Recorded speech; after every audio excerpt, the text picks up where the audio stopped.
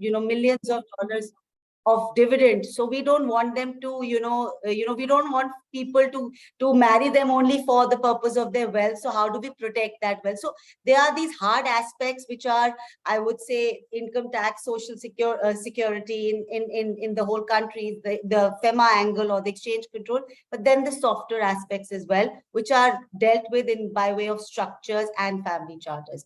Chandy, if you want to add anything before I hand it back to Mukesh. I think you've covered it all, Surabhi. It is succession planning is how you would like your business taken forward. It's one of the most difficult things to do, particularly in a large family when you hand over business. Handing over wealth, to a single family is different. Handing over a business is different. And as the old adage goes, your business will survive, but your family won't survive. If you manage your family, you will get your business going. So I think that's the important part of this. Sure, thanks, Surabhi. I think that was a good broad narrative set. And when we talk of succession planning, it's been time immemorial. The first thing which comes to mind is will. That's the first word which hits mind. So, in your experience, these large, the families, do they go for making a will? And if so, why? Or do they don't go for making a will? And if so, why? So, Nikhil, when we do succession planning, it's always a mix of a will and another structure, either trust or an LLP, etc. And very often we would, depending upon the mix of assets, have certain assets go through a will, certain through, say, a trust, etc. I'm just taking an example. For a property like real estate, we would typically say, it should pass on through a will, because putting it in a trust, etc., means immediate stamp duties, etc. So it depends upon the mix of assets. But it's a very interesting question, because I'll tell you, do a lot of people have wills? I don't know what Chandy's experience is, but when I started doing this work and talking to people, and my first question would be, so have you made a will? And this is to professional CEOs who have made lots of money through ESOPs, etc. This is through mid-market and other promoters. Or they'd say, no, that's on my to-do. I haven't got it done. And I would say, but why not? If you're a Hindu, then if you don't make a will, then a part of your property passes on to your mother as well. And, it can just create complications for later on in case, you die intestate. And they said, oh, we haven't got around to doing it. The other person said to me, he was a father of 2 daughters, and his mother was surviving. He said, oh, I just assumed that everything will go to my daughters and my wife.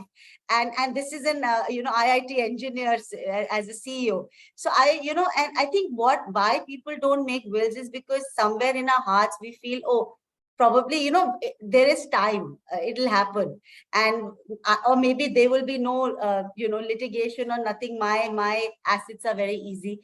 That's the reason why people sort of become, a little bit hesitant to make a will. And the second reason, they said, oh yeah, if you're a large business family, we have to do succession. So when we look at the overall picture, we will do succession. And so the purpose of working with all of you, and I think wherever me and Chandy go for meetings, at least my first question, and sometimes I'm rapt and said, how can you ask this question? But I do you have a will? And it's a very personal question, but this is what happens if you don't. So you would see that a lot of people don't. I don't know if you guys have a will, but I'm pretty sure a lot of their audience will say, oh, this is something I need to do.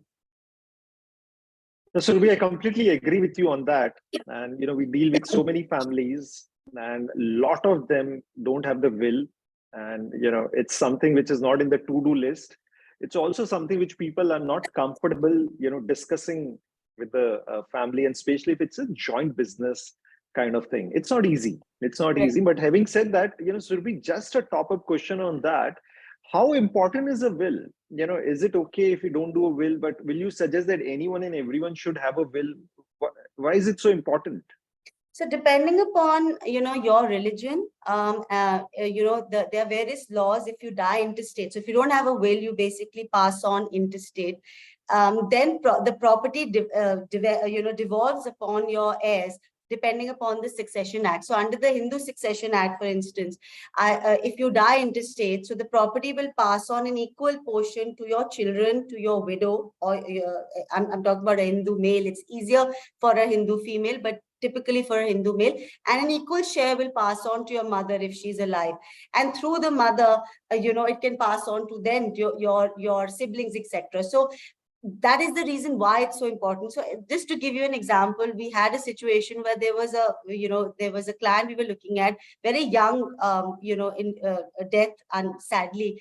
And while the brothers, sisters, etc. were not litigating, but because there was no will, to get the property registered in the name of the children was such an arduous task, because each of them had to come, make signatures, and just a lot of time for something that could have been easily done through the will. And a lot of people say, okay, fine, I'll make the will, but who'll go and register it, etc. I know that's a natural next question. If I made the will, can I make it on a piece of paper? And I'm not a lawyer. So first of all, both Chandy and I are not lawyers. We're not giving legal advice, but this is very, very, very general, and very important, just maybe those important pointers. Just make that will. You don't even need to register it. I mean, it's not mandatory to register it. It's good to register it because it gives it a little bit more viability. And we've seen in recent past that, when you're trying to register the property or pass on the property, sometimes I've seen in Delhi, for instance, that they have asked for a will, though legally you don't need to register it. But if there is a lot of wealth involved, a lot of shares, and you feel that litigation will happen, then registration is also important. So I think I've also sort of anticipated your next question, Mukesh and Nikhil, but that's the reason why people typically don't make it, because they're like, who's going to go to the registrar and register it? And therefore just writing it is of no use. But writing it, even if you don't register it, it's a valid will. If you have all the other factors like a witness, etc., then it's still a valid will.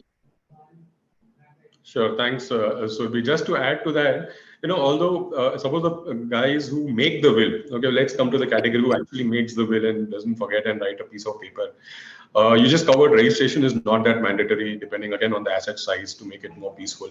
But what are your experience on challenges of executing through will, whether probate is mandatory, whether a pure will probated is enough, or succession certificates are mandatory, or other legal challenges on executing through a will? So, see, probate is not mandatory in India unless the will is made within the local limits of the high courts of Kolkata, Chennai, and Bombay. They still say, in law, still say Calcutta, Madras, and Bombay.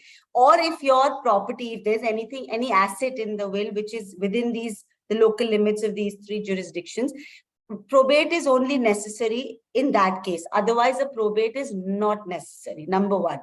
Two, in terms of execution, very practical example again. It's more of a legal thing, but registration is important. Like I said, if you feel there is going to be litigation. Of late, at least in Delhi, I've seen that when they are trying to pass on the title of the property, they have asked for registration. This is more practical. The executor of the will needs to be a very strong person. So we always suggest to people that the executor should be someone that you trust. Executor should be someone who will, obviously is at an age who will outlive you. And third, the executor is someone who, you've kind of already explained everything to, and typically should be someone who's trusted by the beneficiaries. That is all you can do as a person who's made the will. But like I said, if it has to be litigated beyond all of this, then that is a matter, and you've seen that happen. But as long as your will is done in, you've got a medical certificate that you were completely fine, you've got the witnesses, you've ticked all the boxes, you've given a proper list of assets, it's a valid will. If you register it, it just gives it that one more step. Probate, as I told you, is only necessary where I just mentioned those three cities and jurisdictions. Thank you, Surabhi. That's very, very helpful and insightful, and especially, on identifying the right executor and probation, because, people have a lot of questions regarding these aspects. Now, Surabhi, as, I discussed in the beginning as well, in the last few years, what has happened is that globalization is happening. Indians are consciously diversifying their investments. They're investing in different domiciles. You have money invested in Singapore, US, or UK, Now the question is, how do we manage those assets? The will in India will be good for all these assets, or we need a separate will in different countries, or how do you suggest what should be done for these assets? Definitely a separate will. And here I think it's very important to, to get in touch with the local, law agency or the local lawyers in each country.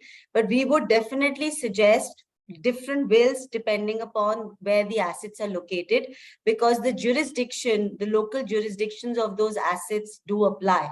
And also there are various different local laws. For example, I'll just tell you, in Singapore, for instance, the process of doing a nomination or a will is completely different from India. I don't know how many people who do LRS here even know that in Singapore, you can't even have a nominee in your account.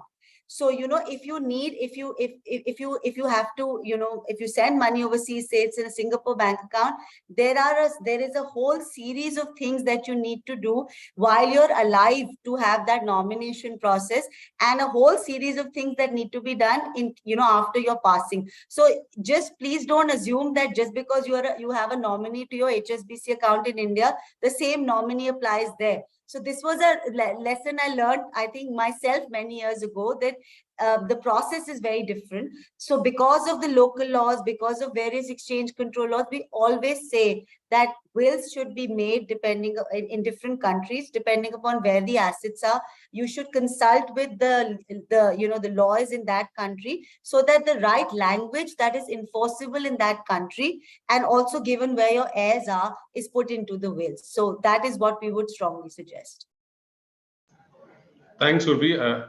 I think we have made Chandy wait for long, but maybe one last question on wills, then we'll jump to trust. Surabhi, if suppose it's only Indian asset, and not a very complicated case, do you think will is the best solution for transfer to next generation and much more simplified, or the person needs to venture out other than will, or just to make it more simpler, does will solve 80-90% of the issues of succession?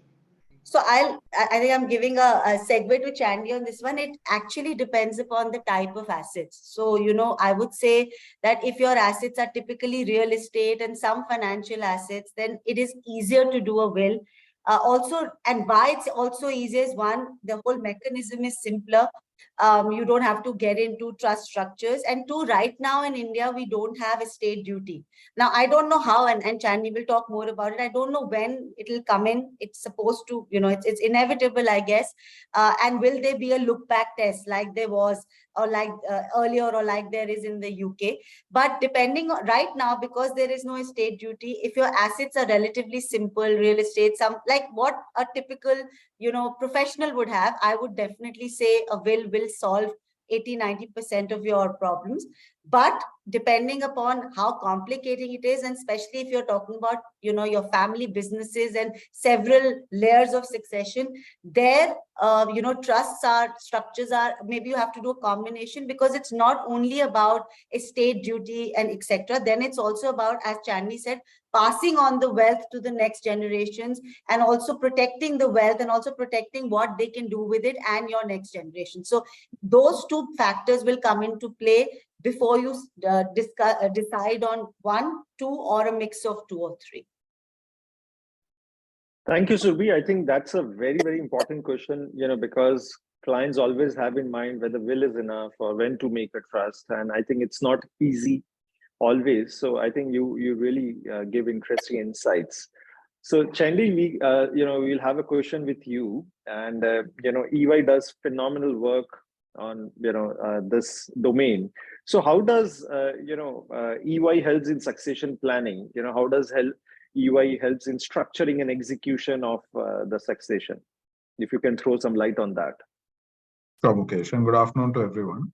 So what is succession planning? I think succession planning is all about how the next generation will, your wishes for the next generation. And succession planning typically comes about when there is a business in play. So what is succession planning? It is about, today you're running a business, you have 3 children. You have to start now deciding on how much each of those children get, who will be the CEO of that business, and how the legacy will be carried forward. So that is the first part on succession planning. What is the philosophy, value statement, mission of the patriarch, matriarch? What is it that you want? How is it that you want your business to run? You are running an operating business. When somebody succeeds you, how should that business be done? What is the ethos? Who should run it if you have multiple children, or if your brother's children, sister's children are involved? Who will run it? What is the criteria you would select? So on and so forth. So that is about succession planning. What does EY do in this? We come and start talking to the founders on what is your vision for your group 30 years from today? What should it be? How will this wealth move or this business move from one generation to the next? So on and so forth. So we sort of ask the questions, take out the answers, have discussions with the family, so on and so forth. So that is point one. Point two, how do you implement all your vision of succession? You need to write a family charter, you need to have a family arrangement. Then you start talking about a trust. What is a trust? Where the patriarch, i.e., the owner of the business, um, sort of contributes everything he has to this trust. He becomes a trustee, he can be the beneficiary as well. And everything is organized through the trust, i.e., the trustees. Therefore, nobody owns the assets themselves, so on and so forth. So, succession planning and what EY does is, what is succession planning? Why is it important? How will your business be run? You don't want, after your time, you're willed, say you own 100 shares of the company, 100% of the company, you will 33% each. Now, the asset has gone there, but that does not say who will be the CEO. Who will be the CEO? How long will they be the CEO? Who will be the next marketing head? What will be the salary? What is your vision? So we get involved in organizing this whole family constitution basis your thought, and then implementing it either through a trust structure, through a company structure. We always top it up by a will because some residuary assets are always left behind. You get into questions of, the patriarch saying, why should I throw all of my assets into a trust? What happens to me? So how do we do it in a piecemeal way? What happens to liabilities? Can the trust, then borrow against these shares?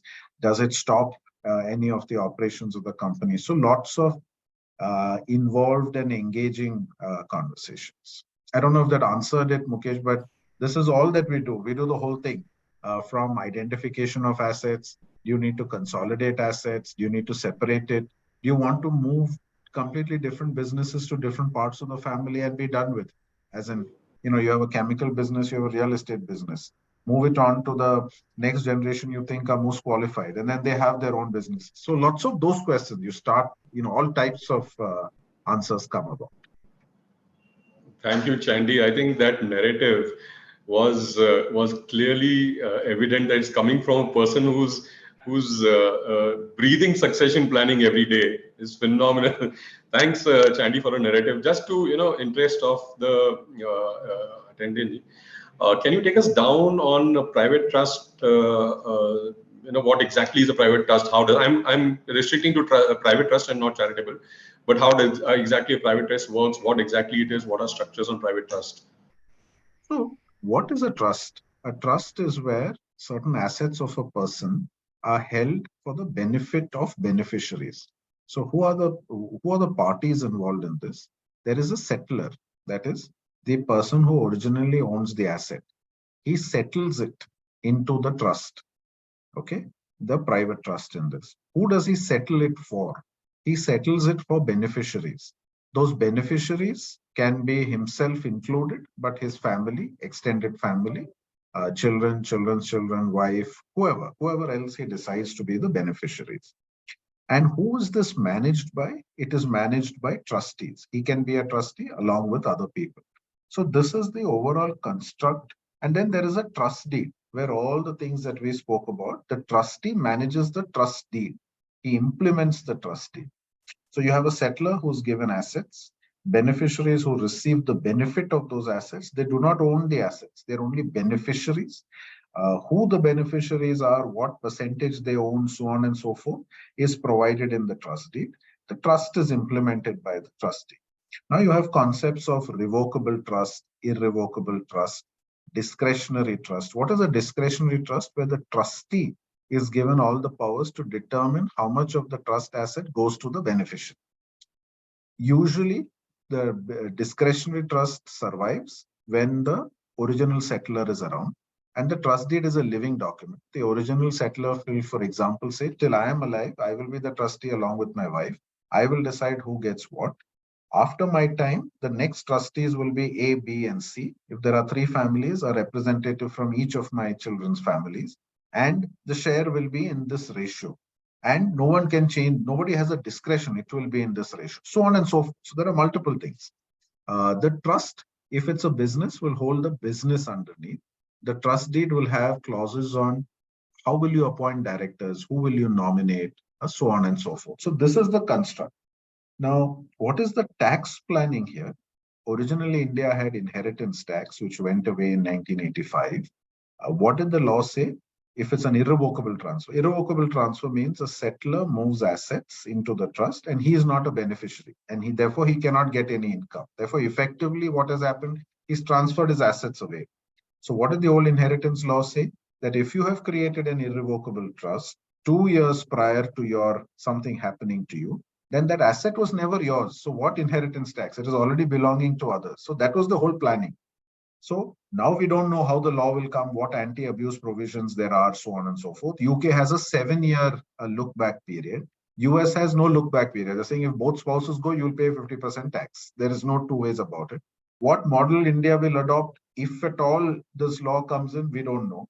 But it's also an inheritance planning thing. You move it, you become, you're not a beneficiary, and therefore you don't move 100% of your assets, you move 30% of your assets, 40% of your assets, so on and so forth. So this is a very, this question that you asked, Nikhil, I can talk for a couple of hours, on this, but this is the broad concept of a trust.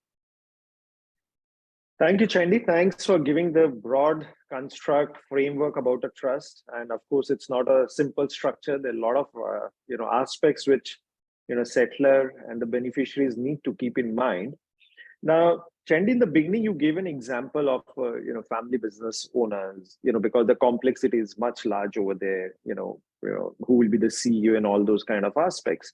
Now, I have 2 questions, on this. One, the private trust is suitable for whom? Who all, should consider making a private trust? Of course, one, family business owners are there, but are there anyone else, any other category where you think private trust will be suitable?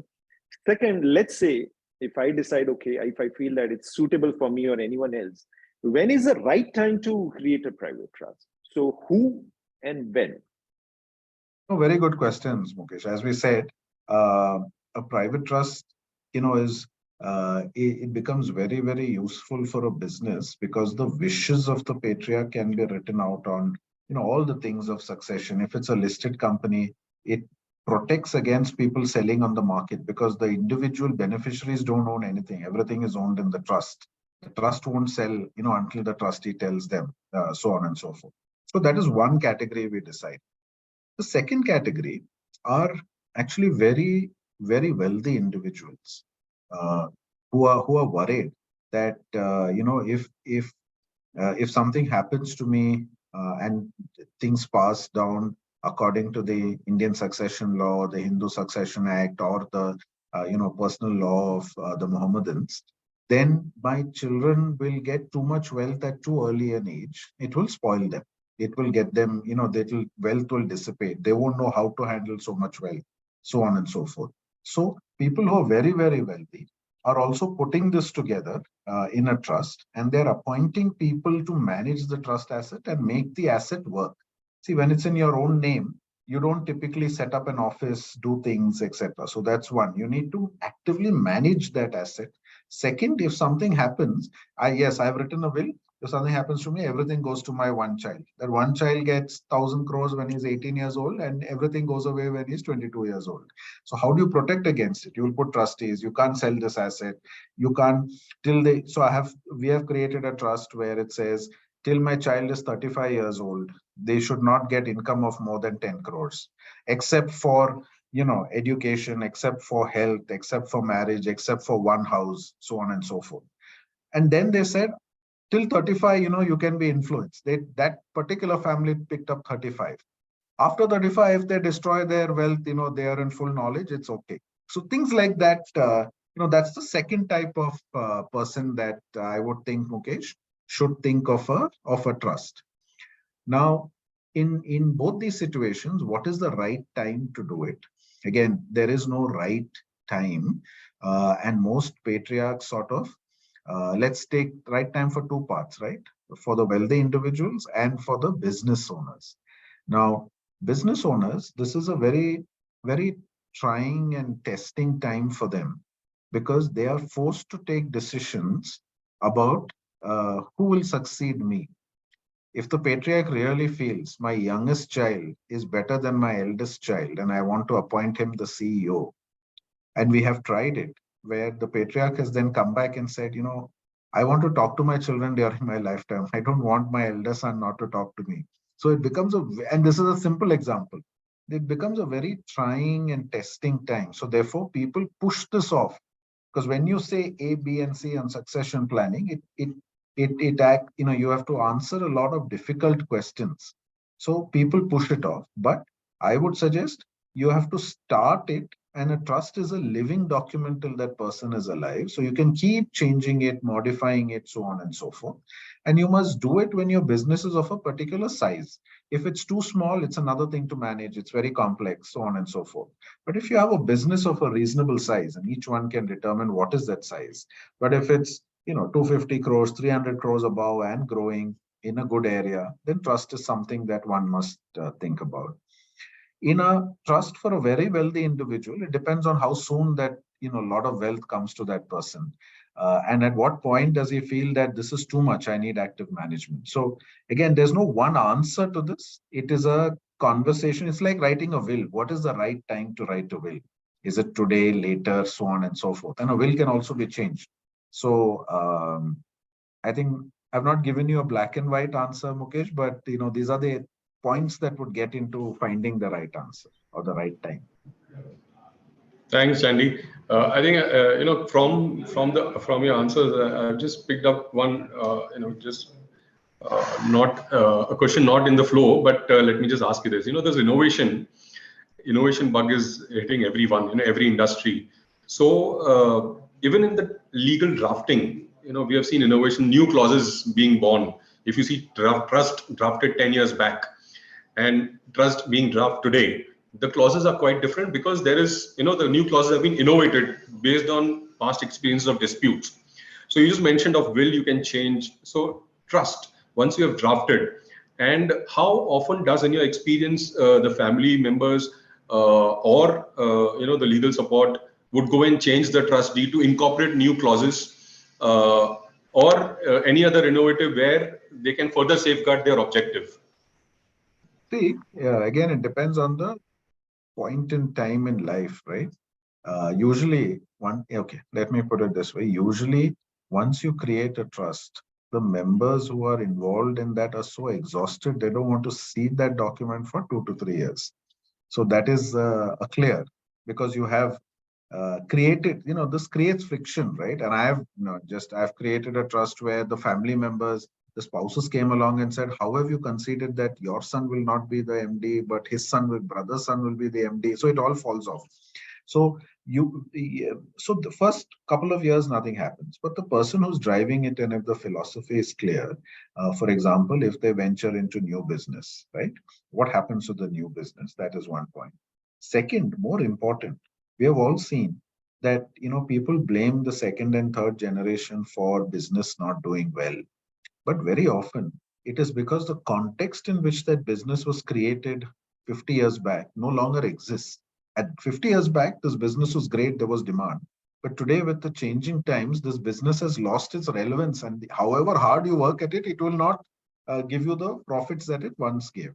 So therefore, I've seen trust, documents re-looked at, where the patriarch has come and said, 10% of all the earnings that we make in the trust, we have to keep aside for investment in non-core activity. So if I'm a real estate developer and I'm only thinking real estate, can I take 10% and say, I will invest in biotech, I'll invest in emerging AI, I'll invest in so on. So that therefore, all my eggs are not in one basket. So things like that, it gets edited. Then you have, family fights, marriages, broken marriages, so on and so forth. So those are things that you would edit it. And also you would edit it for when you put it in place. And our constant counsel to people is, don't make it too hard. Don't make it hardwired that you have to follow these rules. Give it a broad shape to see that it works, and then work on it. So Nikhil, these are the reasons why we would go back. And therefore, if you make it when you're 55, you have time. If you make it when you're 75, you may not have the time to see how it plays. Thank you, Chandy. Thanks a lot for sharing those insights. Those are very helpful. There's a very famous quotation from the great Benjamin Franklin. There's nothing certain in life except tax and death. Yes. And we are seeing that happening in India. The tax is something which continues to goes up. You have dividend tax, capital gain tax, everything is getting taxable. And every budget, we have this uncertainty that, what are the new tax rates which are going to come.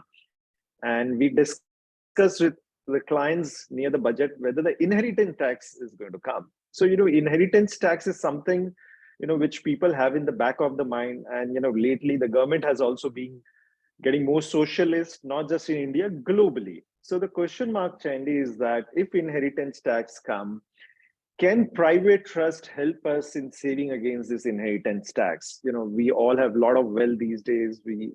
Can we save on inheritance tax? Because if possible, why give away 40-50%? So do you think private trust can solve this big problem? So there, Mukesh, as I was saying, and as you rightly pointed out, all capitalist countries have got it, right? US, Germany, UK, so on and so forth. So a country like India, with its demographics and its income profile, you would think that there should be inheritance tax. Therefore, the question possibly is not whether, but when this tax will come in. So that's point number one.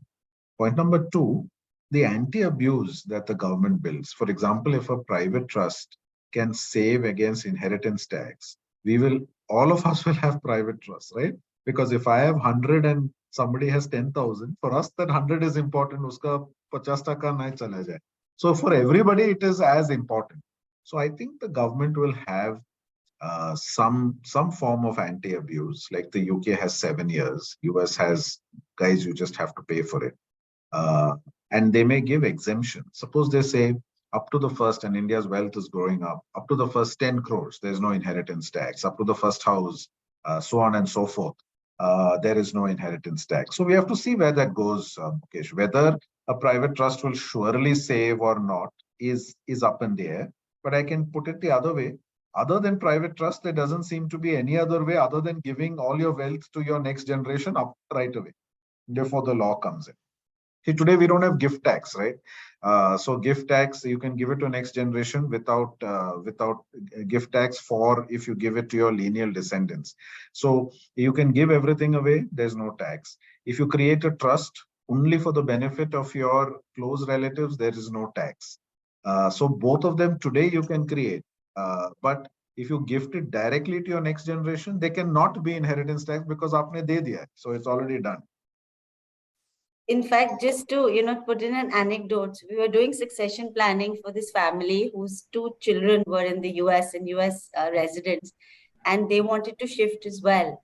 So they asked us, and we had our US counterpart as well, that how can we make this work without having to pay inheritance tax? So he said the only way is that you probably look at an irrevocable trust, but you wouldn't want to do that. So the Indian family said, no, we want to give away everything because we want to save inheritance tax, to which the US team thought that was just something that is not possible. Do people still do it? So I think that's what Chandy said. The $1 million question is, you want to save the tax, but then you've got to just give it all away. And that's also, there are families who say, fine, we have that trust. So that's the softer aspect of it as well. True. Thanks for that example. When we talk of trust, 2-3 things really hit. One is obviously tax, which we covered. Second is obviously structuring in terms of ring fencing as much as possible. Third thing, which generally we encounter a question from many clients is, what happens to the assets of the trust in case of bankruptcy? is there a support, or is there are those assets ring fenced once the private trust is set up and the assets are transferred? Yeah, so interesting question, Nikhil. So 2, 3 things. Again, we have to get the correct legal advice.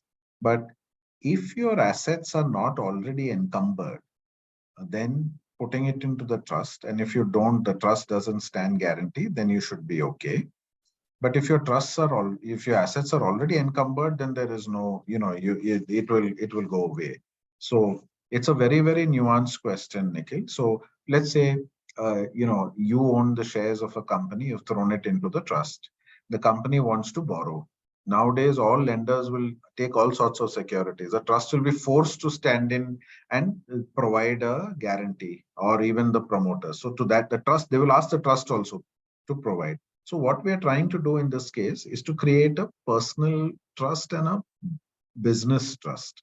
In the personal trust, you try and create 20-30% of your wealth, where you will never give a guarantee, which is not already encumbered. So you protect that from the vagaries of the business. The rest of the 60-70%, you keep it and you say, to run my business, I have to give a guarantee, I'll give a guarantee. So you may have to think of those structures as well. Thanks, Chandy. Thanks for highlighting that. In fact, recently I came across a client. He asked an important question that he's taken a lot of loan in the company and he's given all his personal guarantees. Now the question mark is, can he do something? Can he create a private trust now and fence the assets which he create? Can it be done now when he has already taken a loan and given the personal guarantees? So again, this is a matter of detail, but when you give guarantees, if you take a loan of 10, they take a guarantee of 10,000 from you. So the process will be to try and get some assets cleared off. Now, no lender will get that cleared off. So they will not say, no, I want to reduce my cover because 4x cover is better than 3x cover. So Mukesh, to that point, it becomes more complex to separate those assets from the risk of blowback from the loan. The lender has to agree because you already encumbered it. Now by moving it, and you would have clauses, right, that you can't move it, you have to do this. And particularly if you move it and in 2 years something happens, it'll seem like a, complete planning. But if it happens after 15 years, then there is some, and you get clearances, then there is some protection. Thanks, Chandy. I'll just take a moment and invite everyone, if you want to ask any questions, please type those questions in the chat box and we will ask them to Chandy and Surabhi. Chandy, just, obviously we have covered inheritance tax, but again, one other question keeps on, being asked to us. Are there any tax advantage of setting up private trust? And how are these private tax on a very macro, you just give us a flavor on taxation of trust. And is there any advantage of any kind to the settler or to the maker of the trust? What we try to do is that there should not be double tax when you put assets in a trust. So today you own shares in the company. Tomorrow, the trust owns the shares and then you are the beneficiary. So there is one more layer that you're creating. So all our planning goes towards ensuring that there's no additional layer of tax. And the answer is, if the beneficiaries are family members, close relatives as defined, lineal ascendants and descendants, then there is no additional tax that will come to you. The only issue is if you're habitually getting dividend income, then everyone has a different, or other, let's say capital gains, you have a different tax rate. Now in a trust, you would go with the maximum marginal rate. In that, capital gains, yes, but with the highest peak rate of 39, the peak surcharge rates, which takes you to 28% for long term or 25% for long term. So that's the only marginal difference. There's no double tax as such, and there's no tax to transferring assets to the trust if it is to the trust is held for the benefit of lineal descendants. Thank you, Chandy. Thanks for the clarification on tax. I think it's a very important aspect before setting up a private trust. One has to look at the taxation, and I think that becomes important. Now, Chandy, based on all the discussion, I feel the private trust is a fantastic platform. We have seen such a positives, and it solves a lot of problems which clients face. Now, keeping it simple and upfront, is there any disadvantage of a private trust? Is there any reason, or are there reasons why you will not recommend setting up a private trust? See, private trust is also about you have another entity to manage, right? There's a whole process, trustee to manage, tax return to be filed, so on and so forth. So you have to individually, we have to appreciate what size it is. Should it be 100 crores, 500 crores? What is the size of the business that you want to cover in the trust? Because you have more administrative challenges, and that's what troubles us from time to time. So it's the size, really, Mukesh, and the complexity. If you're running let's say you're actually doing stock trading, right? And it's only you, it's not a business, it's really only you doing. Then creating a trust and doing everything through that, is there real benefit from a succession planning? There may be benefit from the other point. If you're doing stock trading and you're getting 5,000 crores, then you don't want all of that to go to your child. So you would throw that into a trust. So size from that perspective, and complexity also. If you're just a wealthy individual, and if you're salaried wealthy individual with stock options, do you really want to create a trust? What will you write there? I'll give it to my child. What else will you write in that trust deed? You'll only write protective clauses, right? That don't pay him more than 50 lakhs a month, 20 lakhs a month when he is entitled to much. So you have to think of the need as well. Thanks, Chandy. Now we'll take up questions from the audience. I think the first question is, how does EY handle succession planning in case of parents who have special needs child? Any examples to quote there, Chandy or Surabhi? I think this is it is. So how EY handles, nothing changes. It is, what is the protection mechanism for that child? So if the child is not able to manage on himself, how do you find the right care home when you're not around? Who do you trust to take the decisions for that child? Suppose a care home is not providing the care required. Who decides when to change, how to change? So the difficulty is on finding that those trustees who you can trust. Now, as parents, the people you can trust will be really, your age group. But does that really help? You need somebody who's 20 years younger, right? Who will outlive you to be able to do it. So I have worked on one personally. It is the same, but there you would want to create it and to start doing things through the trust. For example, assets in the trust, trust pays for the care home, trust does things. You want to see how it goes during your lifetime because of its relevance. Finding the right trustees is always is what is really important in this case. You don't want to give it to a corporate trustee, because we debated a lot on corporate trustee. We debated a lot on family. Now, corporate trustee, corporates get taken over, people change. Then, on certain clauses, everything can get held up. Who will support the child? Family members, sometimes you don't have as much trust, right, on that. So the vexing problem is that who will manage the wishes, because the child is incapacitated to manage and to speak. He may be, otherwise fully there. And I think, like Chandy said, in such cases, the earlier you do it, the better it is, because you just want to make sure that the engine is running very smoothly and there are no surprises. So I think time is also of essence in such cases. Completely agreed, Surabhi and Chandy. I think it's a very important aspect, especially when there's a special need child.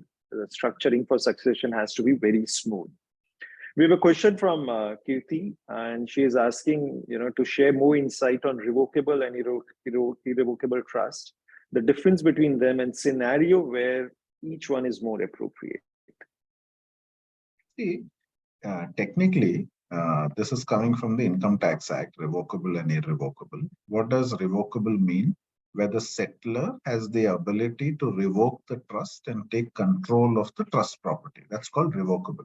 For income tax purposes, if one is a beneficiary, if I have settled assets into a trust and I am one of the beneficiaries, it is automatically deemed to be a revocable trust. If it is a revocable trust, in my income tax returns, I would disclose this as though it is my asset. There would be no new person coming in for tax purposes. It is my asset because it's revocable.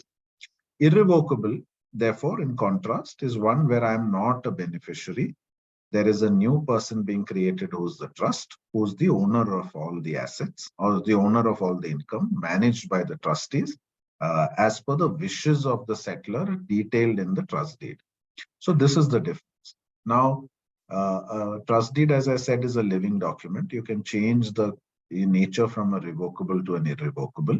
Now, if you're doing this, if you're a business owner and you're doing this when you're 55, do you want to give away all your assets on an irrevocable basis is a big question. So therefore, a lot of it is on timing, on revocable versus irrevocable, and the philosophy, right? And the thought process and the person's mind, because irrevocable means I have that asset is gone. So I created it, I've given it away, I can't get it back. So, how many of us are willing to do that? At what stage in our lives? I don't know if that answered it, but this is there are, and we have to look at individual facts to comment.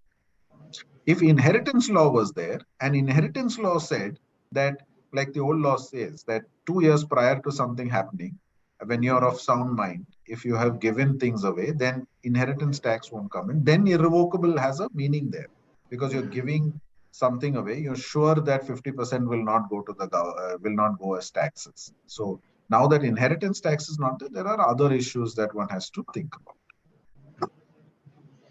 Sure, Chandy. Thank you so much for that insight. I think we are, we are running short of time now. We just have like 3-4 minutes left. I think I'll ask one last important question from my side, and then we will back up. The question which I'm asking, I think the answer is only available with EY. So this is the bomb coming. The example which I gave you first, where the Baba transfers the asset to the next birth. In that case, when the trust transfers to the next birth, what is the tax effect? Okay, that's on the lighter note. Maybe EY will find a solution very soon to that. Thank you so much. I hope someone from the income tax office is not listening, Chandy. If you find us this Baba, we'll try and find the next one. Give it back. He's sitting on the Kailasha ashram where we'll have to find him.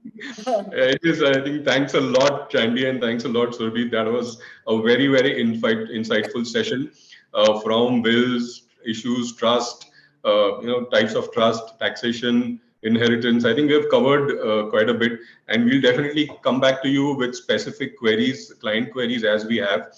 Thank you for this evening. Thank you for taking time. Thank you for all the attendees who have taken time and attended this. Looking forward to more such sessions with you, Chandy and Surabhi, and also connecting with you for one-to-one. Pleasure. Thank you, Surabhi. Thank you, Chandy. Thanks a lot for taking all the time, and thanks to everyone in the audience. Thank you so much. Enjoy the evening. Thank you. Bye-bye. Bye. Bye.